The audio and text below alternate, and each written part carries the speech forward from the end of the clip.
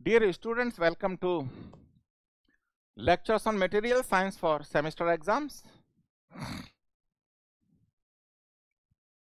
मैं डॉक्टर स्वदेश कुमार सिंह आज देखेंगे heat treatment of steel part 2। Specially पिछले लेक्चर में हमने टीटीटी डायग्राम के बारे में बताया था। इस टीटीटी डायग्राम के थोड़े अंदर जाएंगे, ठीक है।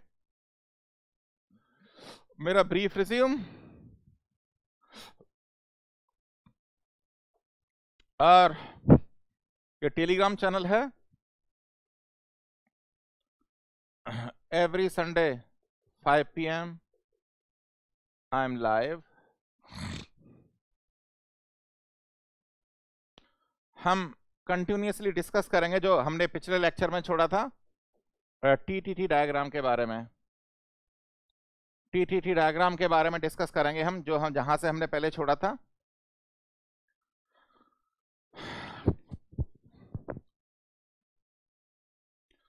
ये जो टीटीटी डायग्राम है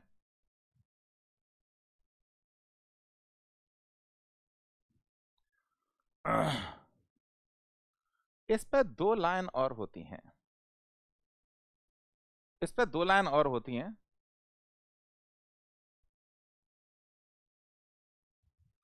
इसको बोलते हैं MS।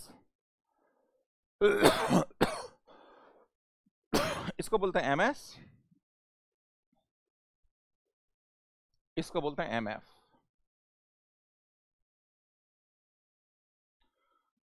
इसका मतलब होता है मार्टेनसाइट स्टार्ट।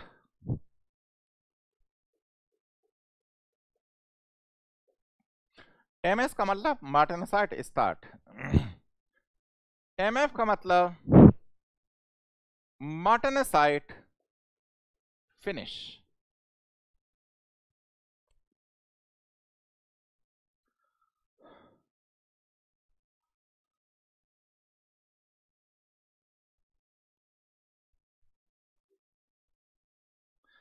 अगर देखो कोई अगर ग्राफ है, लेट से y/x, उस पर अगर कोई मैंने लाइन खींची तो लाइन का जो स्लोप होता है वो होता है dy/dx। तो सिमिलरली अगर इस पे मैं कोई लाइन खींचूं, इस पे अगर मैं कोई लाइन खींचूं तो लाइन का स्लोप क्या आएगा? डिग्री सेंटीग्रेड पर सेकंड। डिग्री सेंटीग्रेड पर सेकंड।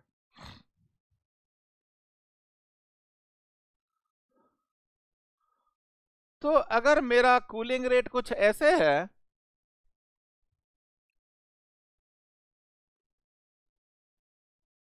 ये 550 डिग्री सेंटीग्रेड,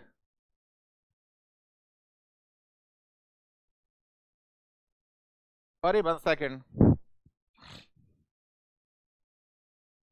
मैंने पिछले लेक्चर में डिस्कस किया था 550 डिग्री सेंटीग्रेड पे इनक्यूबेशन टाइम सिर्फ 1 सेकंड होता है। तो ये नोज जो है इसको बोलता है नोज ऑफ टीटीटी डायग्राम, नाक। ये टीटीटी डायग्राम की नाक है, नाक, नोज। नोज। और जो नोज आएगी वो आएगी 550 डिग्री सेंटीग्रेड और 1 सेकंड पे, ठीक है। तो अगर मेरा कूलिंग कर्व कुछ ऐसे है that it just touches the nose of TTT diagram, उसको बोलेंगे हम क्रिटिकल कूलिंग रेट।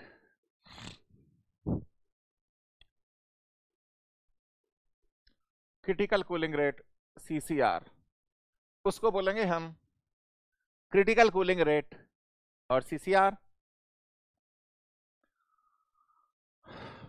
तो ये ऑस्टेनाइट था, इसके ऊपर ऑस्टेनाइट है। ऑस्टेनाइट FCC स्ट्रक्चर है और ऑस्टेनाइट में Carbon is distributed uniformly in the microstructure. Carbon is distributed uniformly in the microstructure. मैंने आपको जब आयरन कार्बन फेज डायग्राम पढ़ा रहा था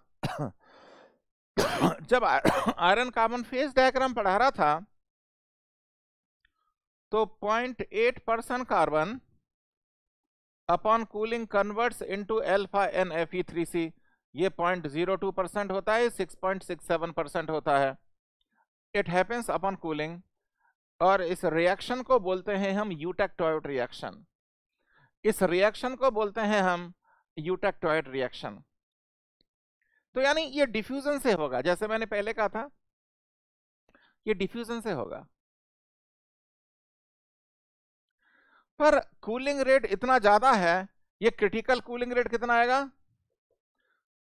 750 आपका इनिशियल टेम्परेचर था और 550 आपका 1 सेकंड में आ गया है कि नहीं? देखो 750 से 550 1 सेकंड में आना चाहिए, तभी जाके टच करके आएगा. 750 और 550 ये 1 सेकंड के बीच में आ जाना चाहिए, 1 सेकंड के बीच में आ जाना चाहिए, तभी कूलिंग कर्व जो है इस नोज को टच करके आएगा. तो यह आ गया आपका 200 डिग्री सेंटीग्रेड पर सेकंड. 200 डिग्री सेंटीग्रेड पर सेकंड.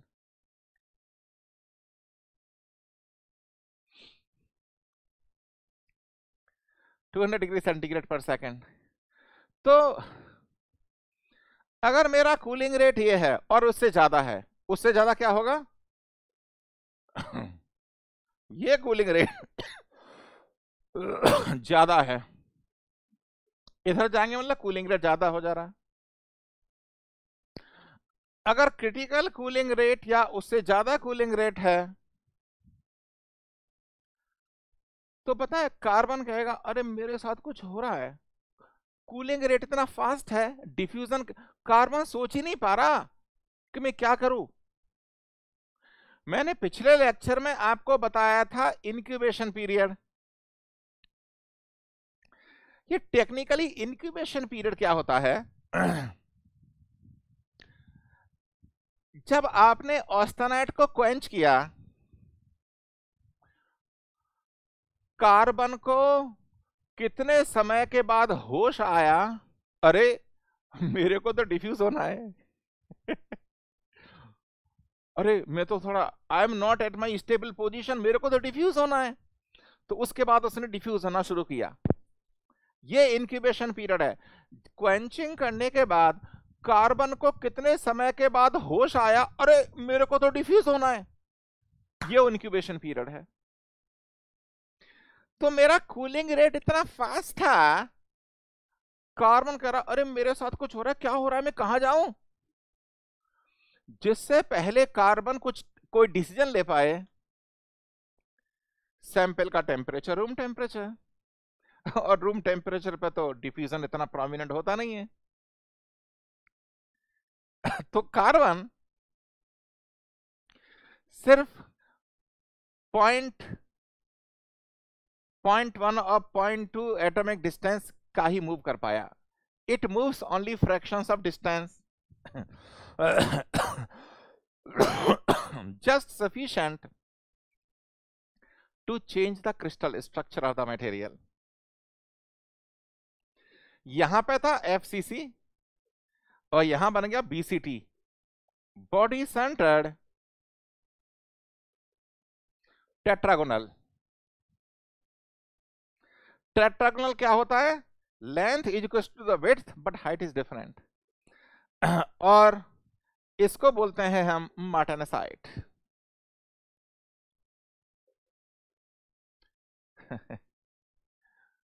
तो मार्टेनसाइट बन गया आपको. तो ऑस्टेनाइट का मार्टेनसाइट में कन्वर्जन यहां से शुरू होगा और यहां पर जाके खत्म हो जाएगा. तो यहां मार्टेनसाइट बना. मार्टेनसाइट आयरन का 5th फेस है. मार्टेनसाइट आयरन का 5th फेस है, 5th फेस. कौन कौन से फेसेस हैं आयरन के? फेसेस ऑफ आयरन कौन कौन से फेसेस हैं? पहला है अल्फा फेराइट, दूसरा है gamma and it is called austenite,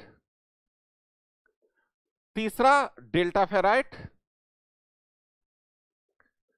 चौथा सीमेंटाइट,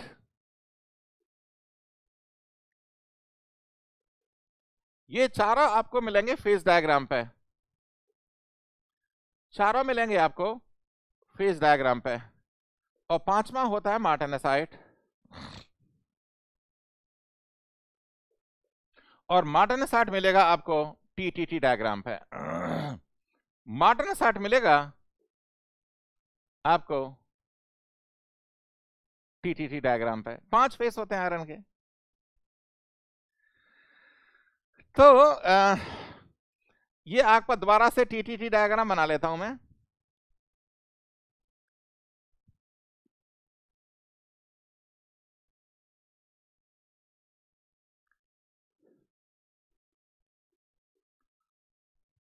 देखो टीटीटी डायग्राम में जो नोज है, ये टेक्निकल वर्ड है नोज।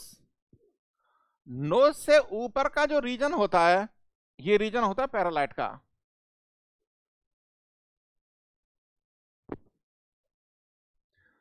और नोज से नीचे का रीजन होता है, इसे बोलते हैं बेनाइट।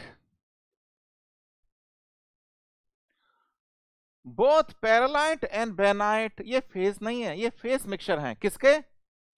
अल्फा और Fe3C के फेस मिक्सचर हैं। पैरालाइट इसका माइक्रो स्ट्रक्चर डिफरेंट होता है। पैरालाइट क्या होता है? Alpha Fe3C alpha Fe3C alternate plate like structure, और इसमें रीजन्स होते हैं बेनाइट में, रीजन अल्फा रीजन अप, इसमें प्लेट्स नहीं होती ना। ये रीजन है आपका मार्टेनेसाइट का, ये रीजन है आपका मार्टेनेसाइट का।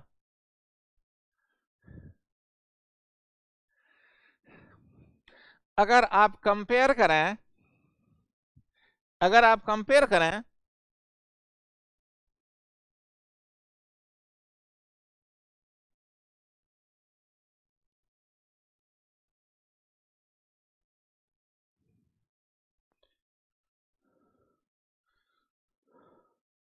अगर आप कंपेयर करें इन तीनों को, पैरालाइट, बेनाइट एंड मार्टेनेसाइट। अच्छा देखो ऐसा होता है,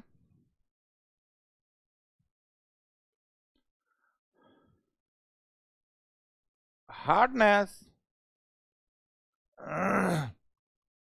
इधर इंक्रीज होगी, हार्डनेस और स्ट्रेंथ। मतलब martensites are most hard and pearlite is the least hard.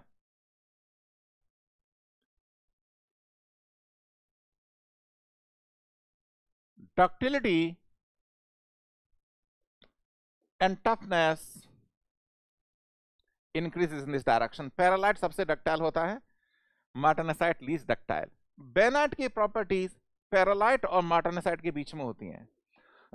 Bainite की प्रॉपर्टी पैरालाइट और मार्टेनेसाइट के बीच में होती हैं। तो अगर मैं इन तीनों को कंपेयर करूं, अगर मैं इन तीनों को कंपेयर करूं,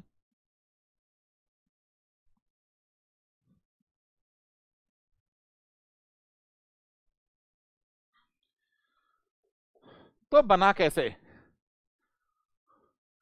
ये बना कैसे? ये मैं हिंदी में इसलिए लिख रहा हूं क्योंकि I am addressing basically Hindi speaking belt UP Bihar Madhya Pradesh. तो अगर हिंदी में होता है तो थोड़ा अपने भेजे में ज्यादा घुसता है। जो पैरालाइट है वो बना डिफ्यूजन से,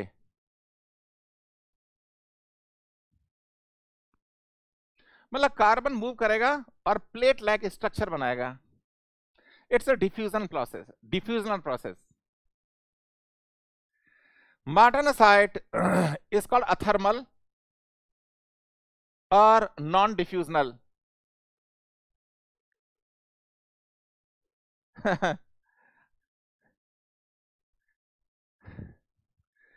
बेनाइट होता है partly diffusion and partly shear. अब ये पार्टली शेयर का लफड़ा क्या है? अयो,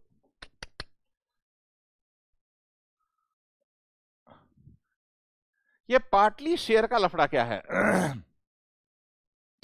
देखो मैं ये ऑफ कोर्स मैं प्लान नहीं कर रहा था, पर 1 मिनट के लिए थोड़ा अंदर जाके बताता हूँ आपको मैं। एक ऐसे गेट में बहुत अंदर जाएंगे हम मटेरियल के अंदर झांक के देखेंगे वो क्या रहा है। देखो ये आयरन एटम है और कार्बन यहां पे है। ये मैं शेयर बता रहा हूं क्या है।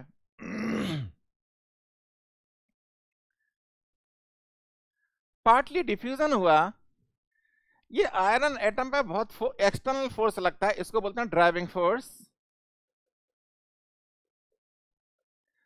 मैं एग्जांपल देता हूं, जैसे 2 आदमी हैं छप्पर के नीचे सो रहे हैं। एक आदमी एक्टिव था, दूसरा आदमी लेजी था। छप्पर में लग गई आग, तो एक्टिव आदमी था, अरे आग लग गई, भागो भागो भागो, अरे चल आग लग गई है निकल यहां से। वो लेजी आदमी था, अरे आग को यहां तक आने दे, उसके बाद जाके फिर सो जाता है। तो जो एक्टिव आदमी था, करे मर जाएगा, चारपाई को उल्टा करके खींच के बाहर ले जाता है उसे, है ना। यहां देखो आयरन बोल रहा है, अरे निकल यहां से तू, यू आर हाईली अनस्टेबल। अरे परेशान क्यों कर रहे हो, बच्चे की जान लोगे क्या? कहने नहीं, रहने दो। तो उसमें शेयर होता है, it forces the carbon to get out of the position, वही शेयर है। कार्बन कितना मूव किया? कार्बन ने कितना मूव किया? At least 8 to 10 atomic distances. Equilibrium आने के लिए कम से कम 8-10 एटॉमिक डिस्टेंस मूव किया। और यहां पे कितना मूव किया carbon? Fraction of atomic distance. यहां पे फ्यू एटॉमिक डिस्टेंस। इसमें ना बेनाइट हमेशा बीच में होता है, हमेशा बीच में होता है।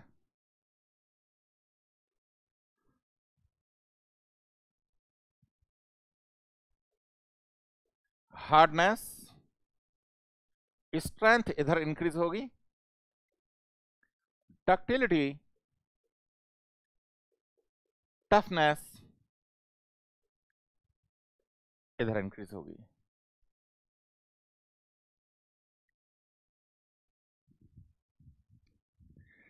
ठीक है। तो ये लेक्चर भी टीटीटी डायग्राम पे था, छोटे छोटे लेक्चर प्लान किए थे मैंने इसमें। नेक्स्ट लेक्चर में क्या बताऊंगा? Cooling curves. टीटीटी डायग्राम पे जैसे आप लाइन ड्रॉ करोगे तो रिजल्टिंग माइक्रो स्ट्रक्चर क्या होगा, वो नेक्स्ट लेक्चर में बताऊंगा। Till then good luck and all the best to you.